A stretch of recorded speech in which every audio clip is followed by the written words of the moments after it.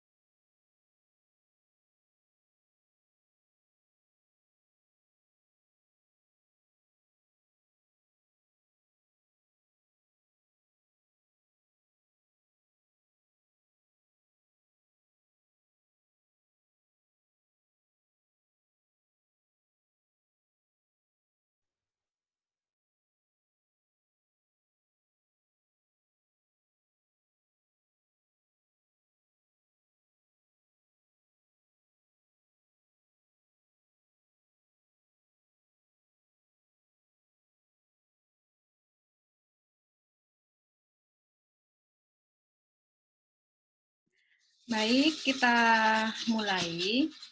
Ini sudah ada lebih dari 50 orang, artinya mungkin sudah ada beberapa yang dari kelas lain juga.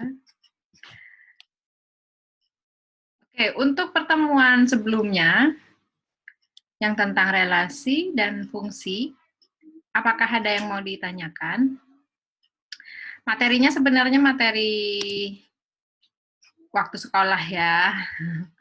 Relasi, fungsi, sebenarnya memang matematika dasar itu semua materinya itu masih materi-materi waktu sekolah dulu ya, himpunan bahkan mulai dari SD ya. Nah, di sini hanya mengulangi saja dan lebih ke membahas tentang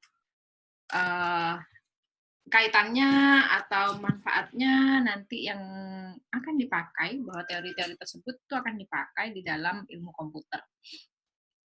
Ya, seperti kalian tahu bahwa ilmu komputer ya, dan bahkan komputer itu sendiri itu dulu yang menemukannya juga adalah seorang matematika, dan konsep dasarnya semuanya ya juga memang matematika gitu ya, terutama matematika diskrit gitu. Oke. Baik, hari ini kalau tidak ada yang ditanyakan, hari ini kita akan membahas tentang limit fungsi. Jadi kalau sebelumnya sudah membahas tentang relasi, fungsi, nah kali ini kita akan membahas tentang limit. Apa sih limit itu? Limit itu kalau dari artinya gitu kan, limit itu adalah batas, dekat gitu ya, pendekatan gitu kan. Nah, mungkin kalian juga sudah mempelajarinya sebelumnya dan masih ingat-ingat, atau mungkin dulu nggak masuk waktu masih sekolah sehingga sekarang lupa gitu. Saya pengen mendengar dulu sih suaranya ini di sini. Coba saya cek dulu ya. Nah, ini yang sudah ada videonya. Oke, yang nggak ada videonya, pada kemana?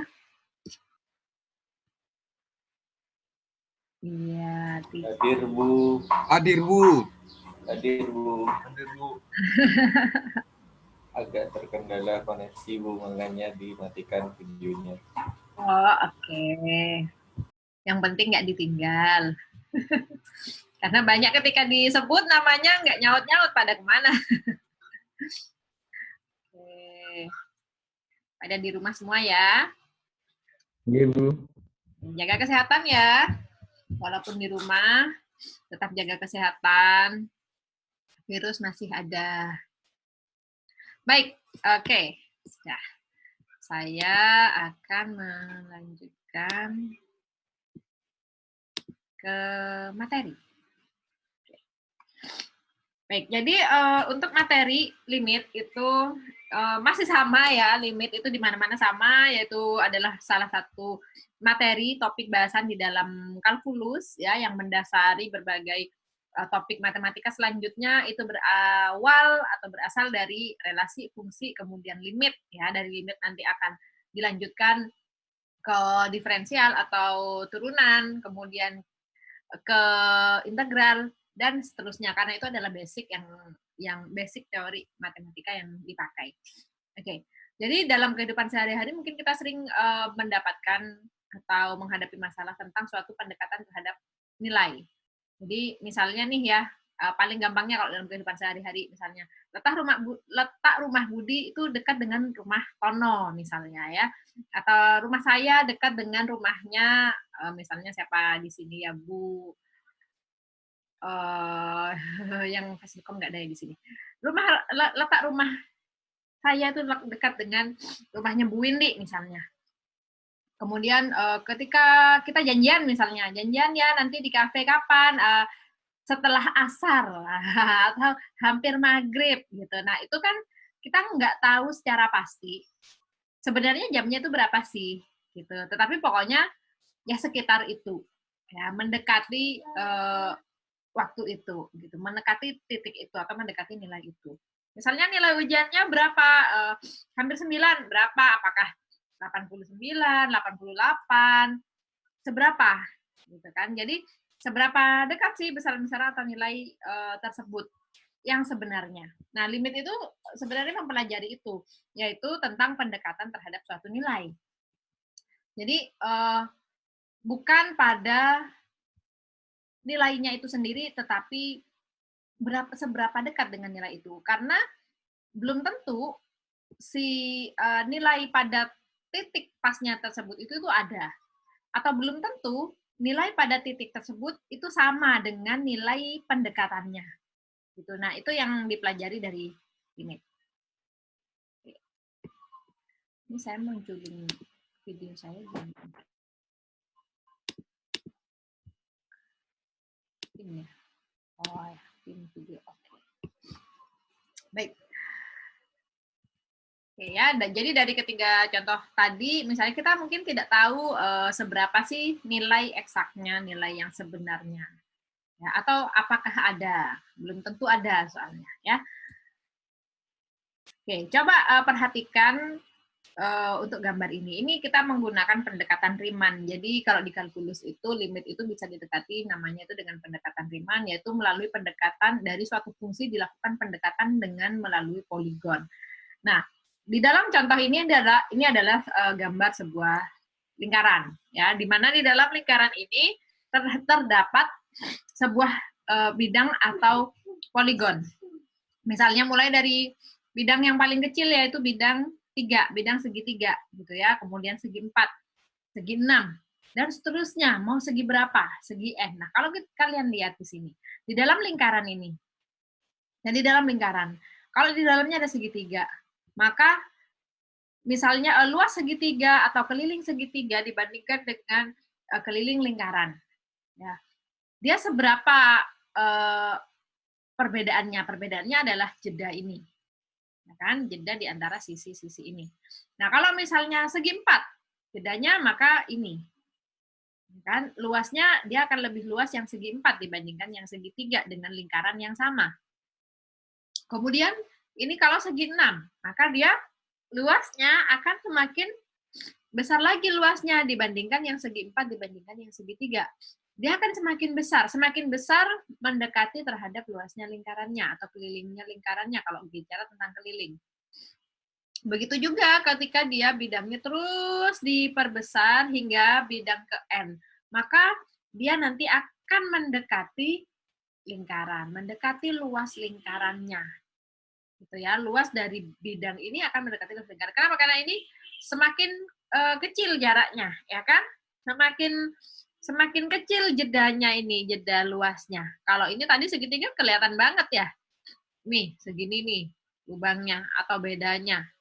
Gitu. Segi 4 makin kecil lagi, segi 6 makin kecil lagi, dan seterusnya di sini menjadi semakin kecil jaraknya. Artinya, luas dari poligon ini makin lama makin mendekati lingkaran. Mendekati luas lingkarannya.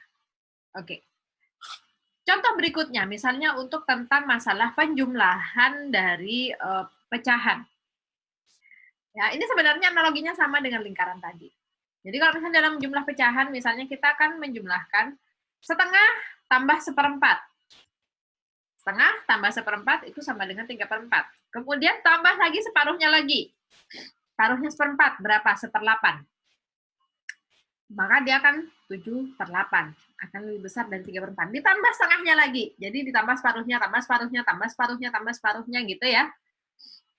Dia dan seterusnya ini tambah separuhnya, separuhnya, sampai separuhnya pada tingkat ke N. 1/2 pangkat N. Mulai dari 2/1, ya kan, setengah, 2/2, seperempat, gitu kan, 1/2 pangkat 3, 8, dan seterusnya sampai 1/2 pangkat N. Maka dia hasilnya nanti kalau kita analogikakan setengah, tambah seperempat, tambah separuhnya lagi, dia akan mendekati 1.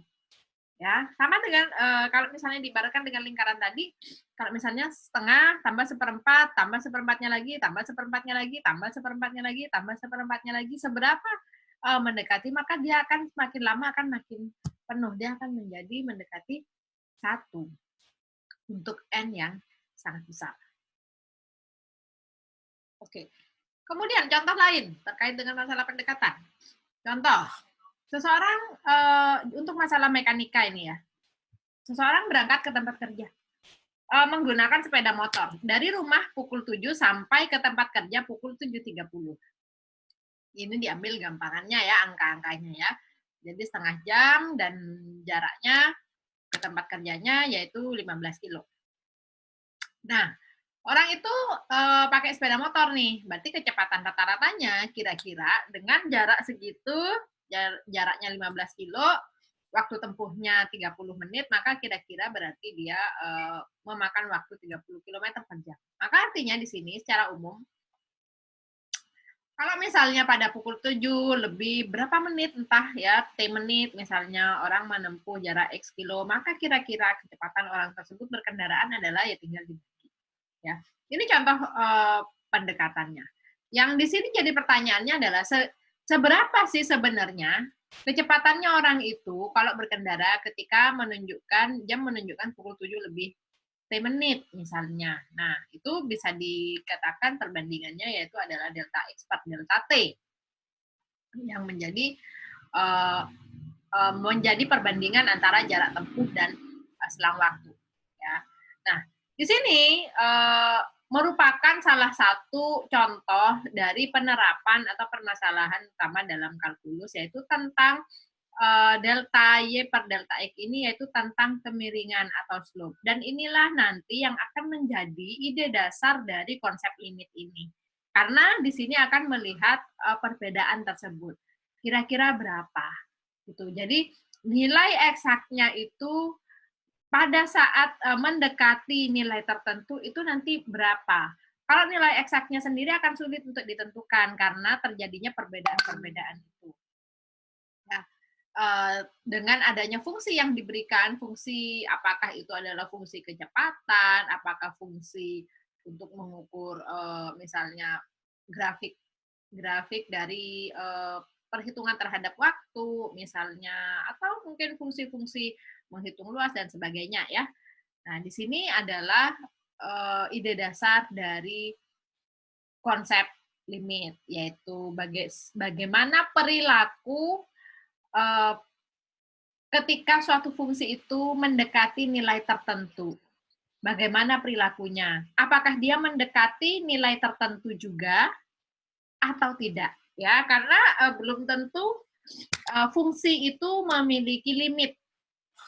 Ya, belum tentu fungsi itu memiliki limit karena bisa jadi ketika mendekati titik tertentu malah terjadi simpangan yang sangat besar, goyangannya terlalu besar misalnya. Semakin mendekati dia menjadi positif, negatif, positif, negatif, positif, negatif. Nah, itu akhirnya kan tidak bisa diketahui seberapa sih ketika limitnya mendekati nilai tersebut. Tetapi pada titik tersebut, nah itu belum tentu ada, belum tentu terdefinisi, atau terdefinisi tetapi sangat jauh, tidak seperti pada saat dilakukan limitnya atau pendekatannya.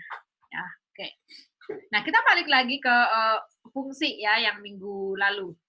Jadi minggu lalu sudah dijelaskan tentang definisi dari fungsi dan contoh-contohnya ya. Kalau misalnya dalam kehidupan sehari-hari, misalnya adalah keterkaitan atau hubungan ya atau relasi antara satu objek dengan objek yang lain.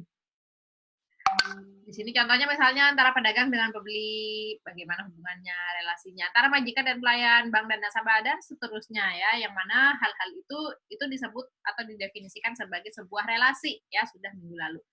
Nah, kemudian dari relasi, kalau misalnya relasi tersebut memenuhi syarat tertentu, yaitu kalau setiap unsurnya dalam suatu kumpulan objek itu punya hubungan tepat satu objek dengan kumpulan yang lain atau dengan himpunan yang lain, kan kemarin relasi kalau dari A ke B dan misalnya dia tepat satu, memiliki hubungan tepat satu, maka itu baru disebut sebagai fungsi. Tapi kalau tidak, tapi hanya ada relasi tapi tidak ada memenuhi syarat tersebut, maka itu disebut dengan relasi biasa. Tapi dia akan menjadi fungsi jika di dalam domainnya itu habis dan dia merelasikan tepat satu, maka itu disebut fungsi. Dan fungsi kan ada beberapa juga ya, kemarin sudah dibahas. Oke. Jadi secara matematis bisa dituliskan seperti ini, yaitu relasi dari A ke B, sehingga untuk setiap anggota A berelasi dengan tepat satu anggota di B disebut relasi fungsi dari A ke B. Ya, contohnya kalau digambarkan secara diagram Venn akan seperti seperti ini, dan definisinya adalah suatu fungsi itu Y sama dengan fx, biasanya penulisannya seperti itu. Nanti fungsinya seperti apa, fx sama dengan berapa, bisa bermacam-macam. Nah, dari contoh masalah pendekatan seperti yang tadi, maka kira-kira kita bisa membuat rumusannya seperti ini. Apabila diberikan suatu fungsi f dengan rumus Y sama dengan fx, maka berapa nilai Y apabila x-nya itu sangat dekat dengan titik tertentu, sebutlah C. Ya, jadi di sini bukan hanya sekedar berapa nilai Y apabila X sama dengan C, tidak hanya seperti itu, tetapi dikatakan ketika X-nya itu mendekati C, maka nilainya kira-kira berapa. Contoh nih ya, contoh diberikan fx-nya fungsinya yaitu X plus 1. Berapa nilai fx pada saat X-nya sangat dekat dengan 0 atau mendekati 0? Mendekati 0 kan bisa dari kanan, bisa dari kiri ya. Artinya bisa dari positif, bisa dari negatif, gitu kan? Mari kita coba masukkan satu persatu angkanya.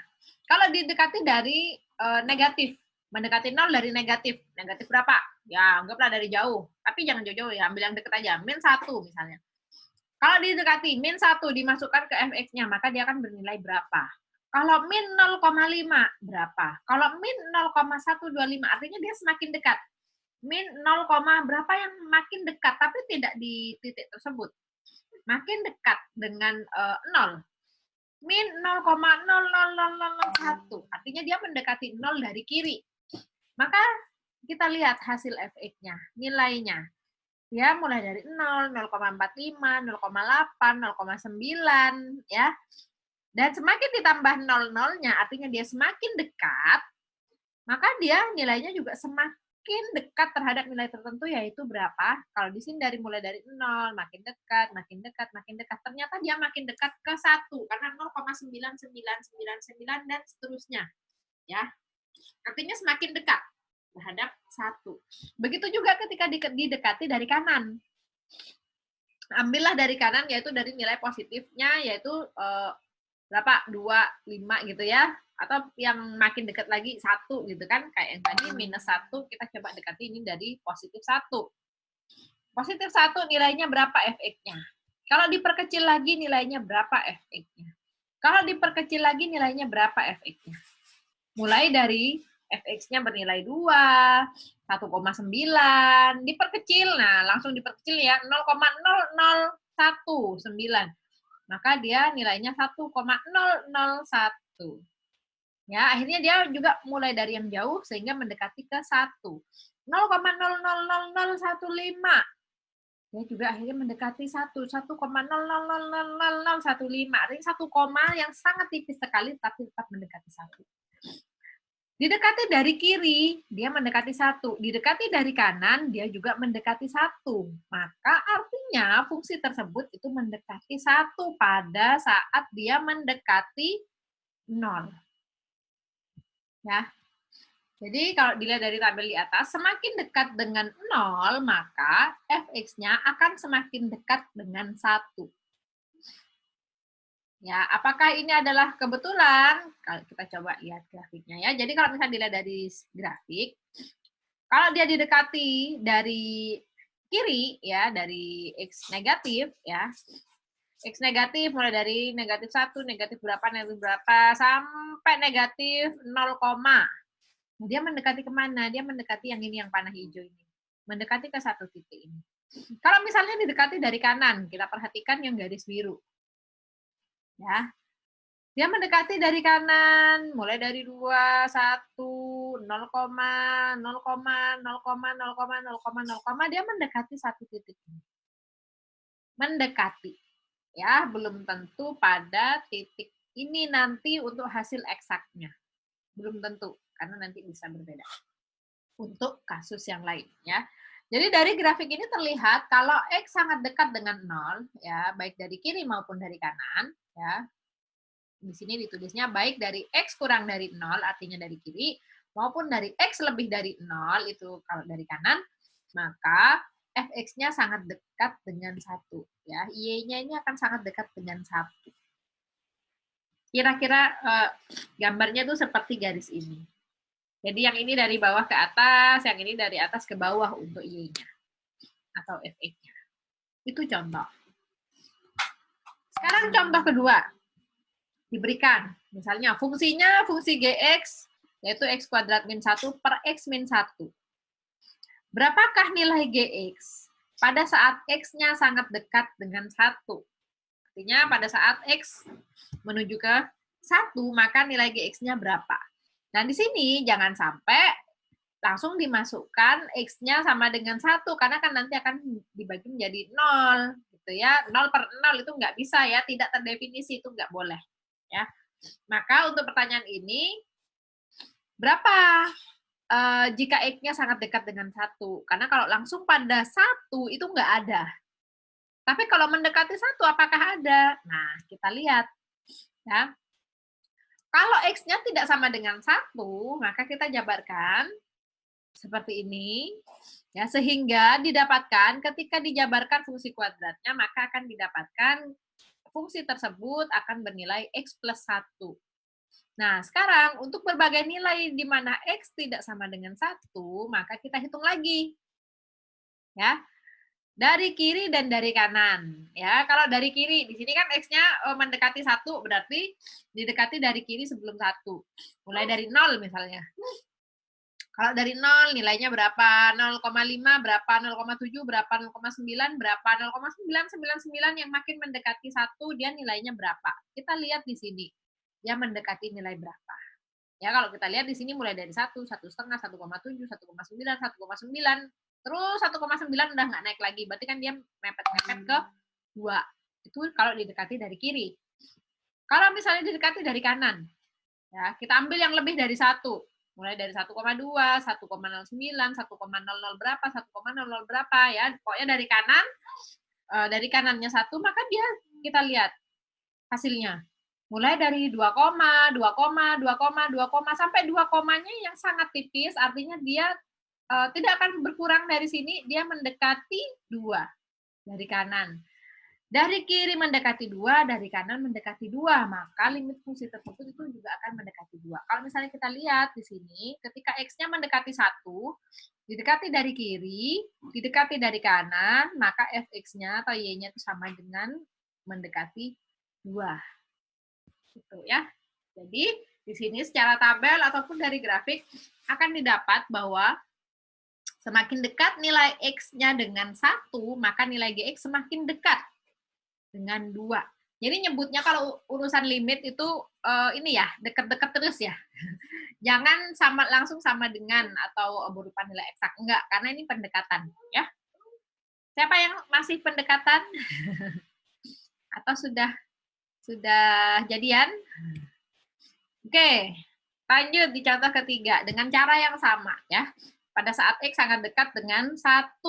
Nah, di sini kalau Hx-nya 1, maka untuk X sama dengan 1, dia Hx-nya sama dengan 1. Tapi bagaimana untuk ini? Ya, untuk X tidak sama dengan 1. Ini sebenarnya sama definisinya seperti yang contoh kedua tadi. Yaitu pada saat X tidak sama dengan 1, itu bagaimana nilai Hx-nya. Ya, ketika dia dekat dengan 1. Ya. Untuk X tidak sama dengan 1, dijabarkan sehingga didapatkan Fx-nya sama dengan X plus 1. Sehingga untuk berbagai nilai X yang tidak sama dengan 1, didekatilah dari kiri, dari kanan, gitu kan. Seperti pada tabel tadi, didapatkan bahwa nilai Hx-nya itu mendekati 2. Sedangkan di definisi ini, untuk Hx-nya pada saat X sama dengan 1, dia bernilai 1. Tapi pada saat X tidak sama dengan 1, maka Hx ini bernilai mendekati 2. Beda ya? Jadi, nah kalau dilihat tuh seperti ini. Kenapa perlu perhitungan limit itu? Karena suatu fungsi tersebut bisa jadi pada saat X tertentu, ya di sini contohnya adalah pada saat X-nya 1, maka nilai fungsi tersebut adalah sama dengan 1 nilainya ketika dimasukkan. Tapi kalau dilakukan pendekatan, jadi fungsinya, garis fungsinya itu bisa seperti garis ini. Jadi kalau didekati dari kiri, dia mendekatinya kedua. Didekati dari kanan, mendekatinya 2 juga. Tetapi pada saat X-nya 1, maka di pertemuan ini, pertemuan yang panahnya ini, dia tidak boleh nyambung. Ya, dia harus berlubang. Artinya apa? Dia tidak sama dengan 2 Y-nya. Di sini nih harus lubang. Kenapa? Karena kalau ini penuh, itu salah. Kenapa? Karena pada saat X-nya sama dengan 1, dia nilainya itu adalah 1. Ini yang titik hitam ini. Ya, kalau di sininya titik hitam, maka berarti nilainya sama dengan 2. Tapi karena pada saat X-nya sama dengan 1, ternyata dia didefinisikan adalah sama dengan 1, maka itu gambarnya harus begini. Titiknya tuh di sini. Gitu ya.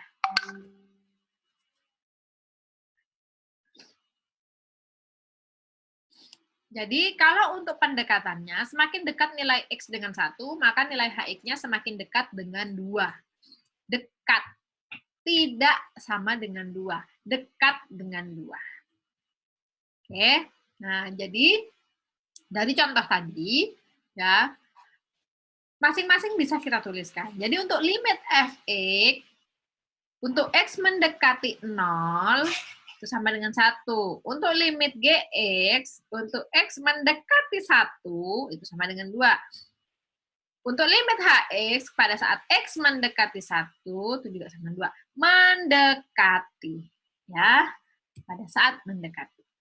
Dengan demikian, dari definisi tersebut, maka kita bisa menurunkan definisi limit fungsi secara formalnya menjadi seperti ini, yaitu fungsi f itu dikatakan mempunyai limit L untuk X mendekati C, itu ditulisnya adalah seperti ini. Yaitu jika untuk nilai X yang dekat dengan C, tapi X tidak sama dengan C, ya, itu berakibat fx itu mendekati L. Itu ya, jika dia didekati dari kiri, didekati dari kanan ada, maka dia ada, yaitu mendekati L. Karena nanti akan ada limit kiri dan limit kanan, ya. Didekati dari kiri ada, didekati dari kanan nggak ada, maka itu nggak bisa, ya. Artinya dia tidak ada limitnya di situ. Tapi kalau limit kiri ada, ya berarti dia limit kiri aja. Kalau dari limit kanan dia mendekati titik tertentu, maka limit kanannya ada. Karena ada fungsi-fungsi yang punya limit dari satu sisi, tapi tidak dua-duanya, itu ada. Ya. Oke, ini sifat-sifat dasar limit fungsi. Dari definisi tadi, maka kita punya sifat-sifat dasar limit fungsi yang mana ini bisa sangat bermanfaat banget untuk misalnya kita akan menyelesaikan suatu fungsi limit. Yaitu yang pertama untuk limit konstan, yaitu misalnya dia suatu angka, ya udah nilainya ya angka itu sendiri karena ini kan tidak ada X-nya, ya. Jadi untuk X mendekati C, di sini tidak ada X-nya, maka dia akan menjadi angka itu sendiri, yaitu konstanta itu sendiri. Kalau misalnya limit X mendekati C, maka ya dia akan mendekati C. Ya. Tapi misalnya jika nih, limit fx untuk X mendekati C dan gx X mendekati C itu juga ada, dan ke elemen R, maka fungsi komutatif itu bisa berlaku. Ya, misalnya limit dalam kurung fx plus gx itu bisa kita langsung jabarkan, yaitu limit fx plus limit gx. Jadi bisa langsung dipecah. Untuk penjumlahan kita bisa langsung menghitungnya satu per satu. Kemudian kalau misalnya suatu konstanta, ya, jadi suatu fungsi dikalikan konstanta, maka konstantanya kita bisa keluarkan, tulis aja langsung di depan angkanya. Kita tinggal menghitung limit fungsinya. Jadi misalnya limit dari fungsi K kali fungsi X, nah maka K-nya kita bisa tulis di depan, kemudian kita tinggal menghitung limit fx-nya berapa, tinggal nanti dikalikan dengan konstanta K itu sendiri. Begitu juga dengan perkalian, ya, misalnya limit fx kali gx, maka kita bisa menghitungnya dengan limit fx kali limit gx. Pembagian juga seperti itu, tetapi di sini ada syarat, yaitu selama limit gx-nya itu tidak sama dengan 0. Kenapa? Karena kalau misalnya gx-nya sama dengan 0, maka dia akan menjadi tak tentu atau tak hingga. Ya, tidak boleh. Jadi kalau gx-nya tidak sama dengan 0, maka ini bisa langsung dibagi seperti ini, bisa. Oke. Kemudian yang terakhir sifat dasar limit fungsi yaitu untuk pangkat, ya, baik pangkat itu positif atau negatif itu bisa, ya. Kalau yang negatif asalkan hasilnya itu tidak sama dengan 0. Kenapa? Kalau sama dengan 0 kan berarti nanti akan seper, ya, seper, kalau seper 0 kan nggak boleh, ya. maka ini bisa. Kemudian untuk seper n itu juga dia bisa ya langsung dikeluarkan, artinya dia langsung dikerjakan limit fx-nya, kemudian dipangkatkan seper n, tapi ini asalkan untuk n-nya genap, artinya supaya nanti dia tidak menghasilkan bilangan irasional, karena kalau misalnya pangkatnya seper negatif atau akarnya akar ganjil, akar 3 gitu ya, misalnya akar 3, akar 5 itu kan nggak bisa, dia akan menjadi bilangan irasional. Tetapi kalau akarnya genap, misalnya akar 2, nah kan sesuatu kalau misalnya dipangkatkan 2, maka dia akan menjadi positif ya, asalkan untuk n-nya genap, maka efeknya akan positif, karena kalau enggak nanti dia akan menjadi irasional. Itu bisa langsung dikerjakan ya. Oke, kita lihat contoh-contohnya yang menerapkan dari sifat-sifat limit itu. Misalnya nih fungsi sederhana ya, menghitung limit fungsi 3x kuadrat minus x minus 6 untuk x mendekati minus 1. Maka penyelesaiannya dengan menggunakan sifat-sifat tadi kita langsung pecah saja. Limit 3x kuadrat minus limit x minus limit 6. Nah, ini 6 berarti kan kita pakai pakai sifat yang konstanta, yang k. Ya, limit k. Maka dia langsung berapa nilainya. Kemudian kalau limit x, ya maka dia langsung berapa nilainya. Nah, kemudian kalau limit 3x kuadrat, kita pecah lagi. Ya kan? Tadi kan kalau k fx, maka k-nya kita keluarkan. Ya, berarti 3 limit fx. Nah, fx-nya ini juga kita bisa keluarkan lagi. Kalau pangkat kan bisa dikeluarkan tadi kan? Nah, maka keluarkan. Nah, tinggal limit x. Kalau limit x berarti kan tinggal angkanya itu sendiri ya. X mendekati minus 1, maka berarti dia langsung sama dengan minus 1. Nah, tinggal dipangkatkan 2, kalikan 3, plus 1, minus 6, maka hasilnya adalah minus 2. Jadi, selama kita bisa menggunakan sifat-sifat limit tadi, maka kita pakai saja sifat-sifat yang tadi ini. Ya, ini. Konstanta, limit X, atau kalau fungsi, kalau misalnya dia bisa dipecah, kalau penjumlahan, dia bisa dipecah satu ke satu. Kalau misalnya dia perkalian dengan konstanta, bisa dikeluarkan konstantanya. Kalau misalnya dia perkalian, bisa dikalikan satu-satu. Kalau pembagian juga bisa dibagi satu-satu selama penyebutnya itu tidak sama dengan 0 ya. Kemudian kalau pangkat, dia juga bisa dikeluarkan pangkatnya ya. Jadi sampai dia bisa sesederhana mungkin, seperti contoh ini ya. Sehingga di sini dia benar-benar sampai sederhana bisa menjadi limit X seperti ini, sehingga bisa ngitung, nggak susah-susah gitu ya. Kemudian contoh kedua, x kuadrat minus 2x min 15 per x plus 3. Jadi di sini kita bisa menggunakan yang pembagian tadi, limit fx per gx ya. Kita keluarkan, kemudian kita pecah lagi satu per satu, ya kan? Pecah lagi gitu ya. Kemudian ya pangkatnya juga bisa dikeluarkan gitu ya. Kemudian sudah, ini kan sederhana, sudah sederhana semua. Nah ini k-nya dikeluarkan gitu kan, limit 2x kan berarti sama dengan 2 limit x gitu ya. Nah kemudian kita masukkan x-nya mendekati berapa? X-nya mendekati 2, baru kita masukkan, kemudian kita hitung nilainya. Ya. Jadi selama ini penyebutnya tidak sama dengan 0, kalau misalnya X-nya dimasukkan, maka ini bisa dilakukan penjabaran seperti ini. Tapi kalau misalnya ini penyebutnya sama dengan 0, maka tidak bisa, ya, tidak boleh. Harus dijabarkan dulu aljabar ini. Kemudian contoh yang pangkat atau pangkat akar ya. Nah, di sini 1 per 5x min 1. Nah, berarti kan kalau dipangkatkan berarti dia pangkat setengah ya. Kalau akar itu kan kalau dipangkatkan setengah, kebalikannya dari kuadrat ya. Maka kita bisa menggunakan sifat-sifat yang pangkat tadi juga kita bisa keluarkan seperti ini, sehingga limit menjadi limit 1 per 5x min 2, min 1 ya, untuk x mendekati 2.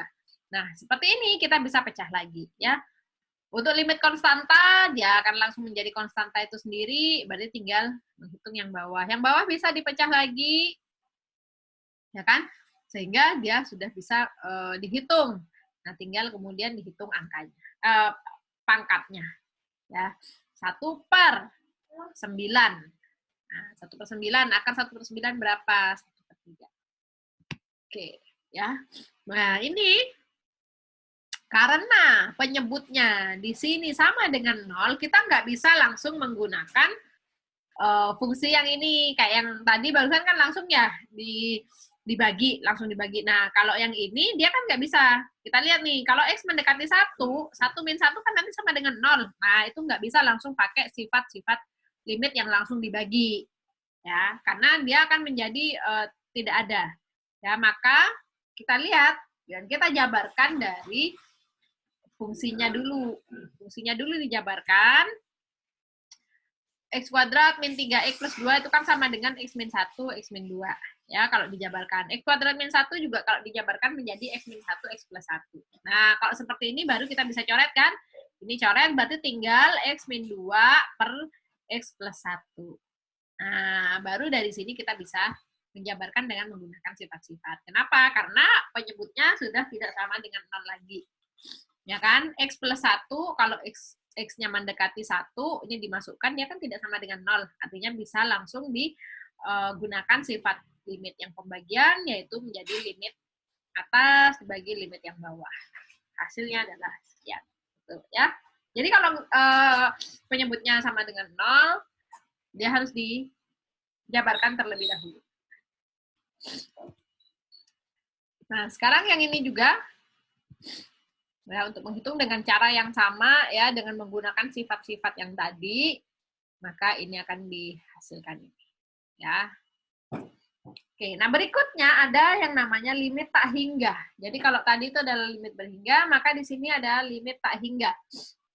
Yaitu untuk C sama dengan tak hingga itu definisi limitnya bisa disebutkan sebagai berikut. Fungsi f dikatakan mempunyai limit L untuk X mendekati tak hingga. Jadi, jika untuk nilai X yang sangat besar atau tak terbatas, X-nya nanti semakin ke kanan, ya arah positif, itu maka Y-nya atau fx-nya akan mendekati L. Jadi, misalnya nih, apakah mendekati L dari atas atau mendekati L dari bawah, ya. Misalnya tuh begini, ini ada, oh nggak ada. Coba, jadi misalnya tuh kayak gini.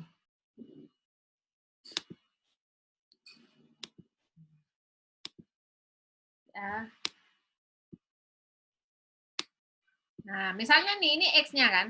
Nah, semakin X-nya tak hingga, maka akan mendekati, misalnya nih, akan mendekati nilai tertentu pada Y. Misalnya mendekati 2, misalnya ya. Nah, misalnya nih, perilaku fungsinya nih. Misalnya, entahlah kita gimana ini fungsinya begini kah. Nah, tuh semakin mendekati 2, dia akan begini. Nah, ini kok ke atas, jangan ke atas ya.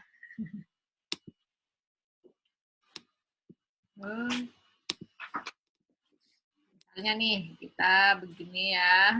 Ini boleh nih. Nah, set. Misalnya. Jadi, untuk sampai X-nya tak hingga, ya, X-nya menjauh ya, X-nya tak hingga ke kanan, positif, maka dia fungsinya itu akan mendekati 2. Jadi ini kalau ditarik, dia akan makin mendekati 2. Tapi hanya mendekati, ya. Belum tentu pada 2 itu sendiri. Nah, ini contohnya, kalau melihat dari diagram garisnya. Kalau misalnya tak hingganya itu dari arah negatif, ya, maka berarti kira-kira dari bawah. Gitu. Ya. Atau misalnya arah X-nya itu ke kanan, maka berarti grafiknya itu ke kanan.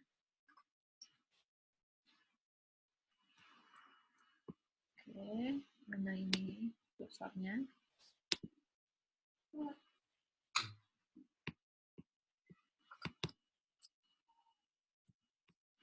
Kok kursornya nggak bisa ini?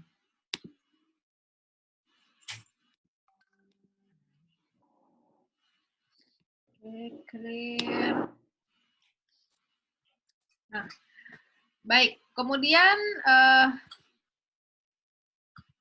tadi kan ini ya. Kemudian baik begitu juga untuk limit negatif tak hingga. Jadi fungsi f dikatakan mempunyai limit L untuk X mendekati minus tak hingga, maka kita tuliskan bahwa untuk X yang mendekati minus tak hingga, ya, jadi X-nya minus tak hingga artinya dia ke kiri, dan dia akan mendekati L, ya, arah negatif. Berarti untuk grafiknya kebalikannya yang tadi, ke arah negatif, ke arah X negatif. Nah, kemudian di sini limit tak hingga fungsi f dikatakan mempunyai limit tak hingga untuk x mendekati c. Ya, ketika x-nya mendekati titik tertentu, ya, x-nya mendekati titik tertentu, fx-nya dia mendekati tak hingga, maka berarti dia ke atas, ya. Jadi grafiknya itu ke atas. Kalau yang tadi kan x-nya yang tak hingga. Nah, sekarang ini adalah fx-nya yang tak hingga untuk x mendekati c. Begitu juga ketika misalnya untuk limit negatifnya, ketika dia mendekati x-nya mendekati c, maka fx-nya mendekati tak hingga, minus tak hingga. Maka kira-kira nanti begitu.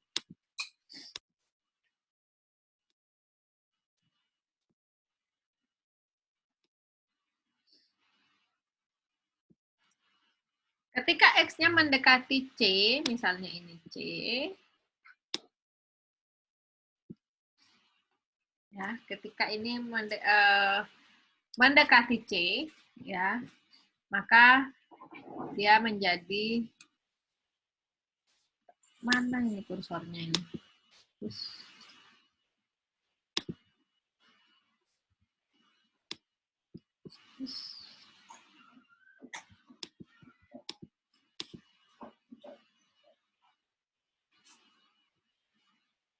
Kursornya nggak kelihatan. Halo.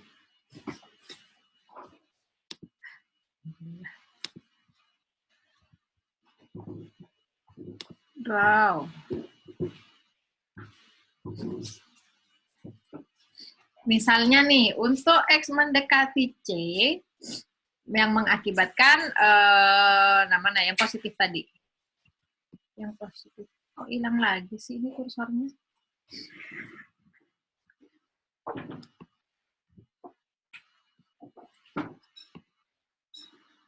Kursornya menghilang.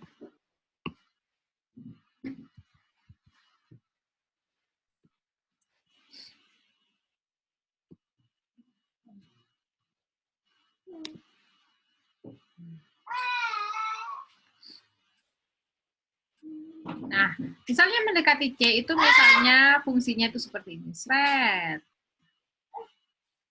Nah, ya. Didekati dari kiri juga seperti itu, misalnya. Sret. Jadi, semakin mendekati C, maka nilai fx-nya itu menjadi tak hingga. Berapa? Entah berapa. Jadi, terus ke atas. Gitu ya. Menjadi tak hingga. Makin besar. Nah, biasanya itu fungsi-fungsi eksponensial.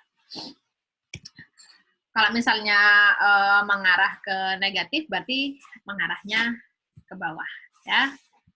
Oke. Ini mouse-nya hilang-hilang.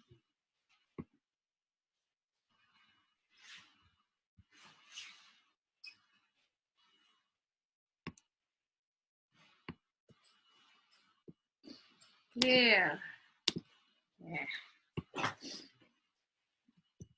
Ini yang negatif. Kemudian fungsi f dikatakan mempunyai limit tak hingga untuk x. Mendekati tak hingga, maka ditulisnya kalau x-nya cukup besar ke arah positif, berakibat nilai fx-nya menjadi juga tak hingga bernilai positif. Jadi ada definisi ini juga. Ya. Nah, untuk limit-limit ini, jadi untuk limit fx ketika x mendekati tak hingga itu sama dengan minus tak hingga, dan kalau x mendekati minus tak hingga sama dengan tak hingga, itu didefinisikan secara sama. Ya, jadi ini sama dengan ini, dan ini. Ya. Sehingga di sini, dari definisi-definisi di atas, beberapa definisi tadi, kita bisa menggunakan formula ini. Jadi, untuk limit 1/x, untuk x mendekati 0, ya kan? Kalau bawahnya 0, 1/0, dia akan mendekati tak hingga. Karena kan 1 dibagi nggak ada, ibaratnya kan ya. 1 dibagi 0, maka dia akan menjadi tak hingga untuk x-nya lebih dari 0, artinya untuk x positif. Untuk x positif artinya 0 ke kanan, ya. Kemudian untuk 0 ke kiri, maka dia berarti mendekati minus tak hingga. Ya. Kemudian yang ketiga, seper X bisa sama dengan 0, kalau untuk X-nya minus tak hingga, mendekati minus tak hingga, itu juga sama dengan 0, dan seterusnya ini bisa dipakai. Ya. Nah, sehingga kalau misalnya kita masukkan ke dalam contoh, dengan menggunakan sifat-sifat tadi. Nah, misalnya nih, limit X min 1 per X kuadrat untuk X mendekati 0. Nah, kalau 0 nanti kan dimasukkan, berarti dia kan akan tak hingga, kan? Nah, dengan menggunakan sifat-sifat ini tadi, kita masukkan. Ya, berarti kan ini kalau misalnya dibuat pangkat, berarti kan dia akan menjadi limit seper X, ya, seper X, pangkat 2. Ya kan? 1 kuadrat, X kuadrat, gitu kan? Nah, ini kan bisa menjadi seperti ini. X min 1, silahkan dimasukkan menjadi min 1. Gitu kan? Terus kemudian kalau ini, dia kan definisinya adalah, kita lihat yang tadi, dia menjadi tak hingga seper X, ya kan? Untuk X-nya mendekati 0. Maka kemudian min 1 kali tak hingga, dia menjadi minus tak hingga.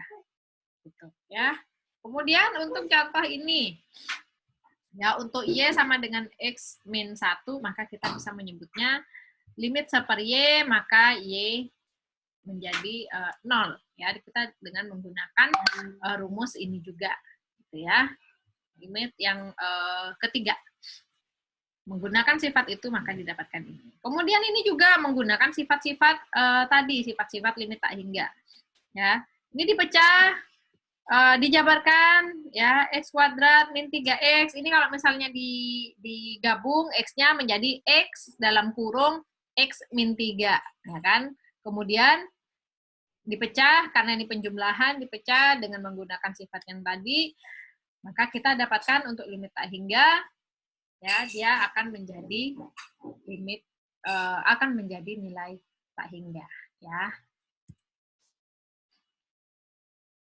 Kemudian sama juga dengan ini. Karena di sini 3X kuadrat min 1 itu adalah tak hingga, dan juga untuk penyebutnya itu juga tak hingga, ya. Berapa sih limitnya? Nah, kita lihat bahwa kalau misalnya ini dijabarkan satu-satu, ya, fungsinya yang atas dijabarkan, yang bawah juga dijabarkan, maka kita dengan menggunakan sifat limit, itu akan didapat setelah dimasukkan nanti ya, akan didapatkan 3/1 sama dengan 3. Ini menggunakan sifat-sifat yang ada. Jadi kalau misalnya sudah kita memasukkan dari sifat-sifat tadi, itu akan lebih mudah. Jadi kalian tinggal lihat aja sifat-sifatnya, dikerpek aja nggak apa-apa. Itu nggak harus dihafal ya, kayak gitu itu. Tetapi dipahami.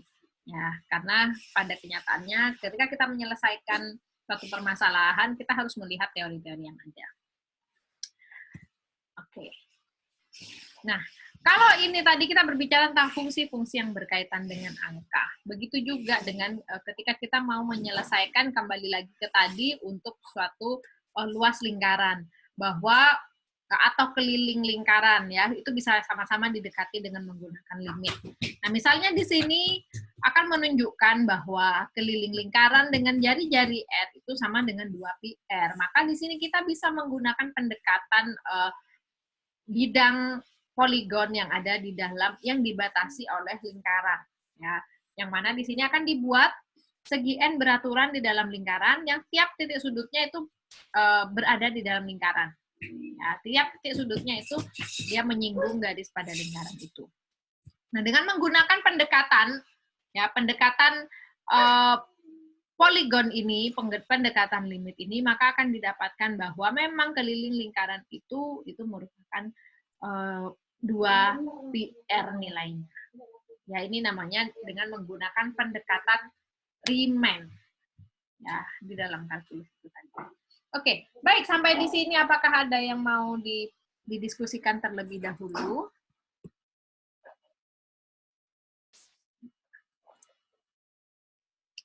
Jam 9 pas. Sering menggunakan limit. Limit itu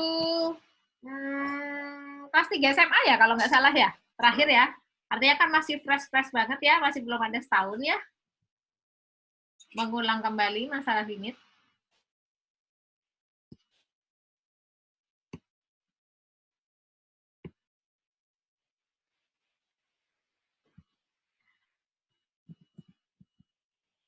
Pada punya buku kalkulus?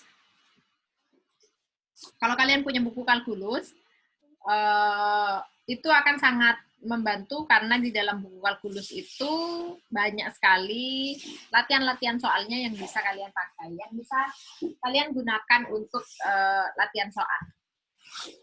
Oh ya, untuk latihan soalnya yang tadi, bisa semua ya. Itu sebenarnya sudah ada penyelesaiannya, jadi kalian setelah mengerjakan latihan soalnya, coba kalian cocokkan dengan penjelasannya, dengan pembahasan yang sudah di-upload juga di dalam e-learning. Silahkan kalian cocokkan hasil pengerjaannya.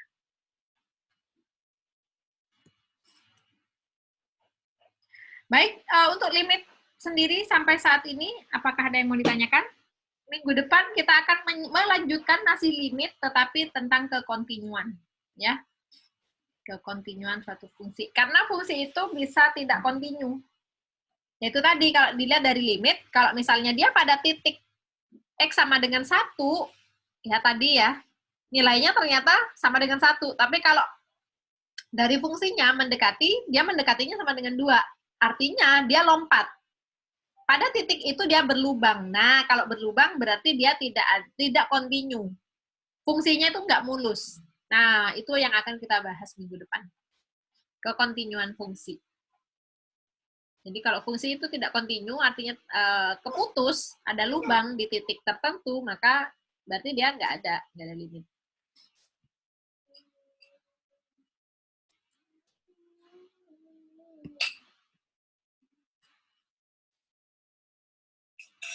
Sudah ya? Nggak ada? Ini apakah mood saya? Enggak kan? Memang nggak ada yang nyaut ya? Baik, kalau memang sudah tidak ada, silahkan dipahami pelan-pelan. Gampang banget ini.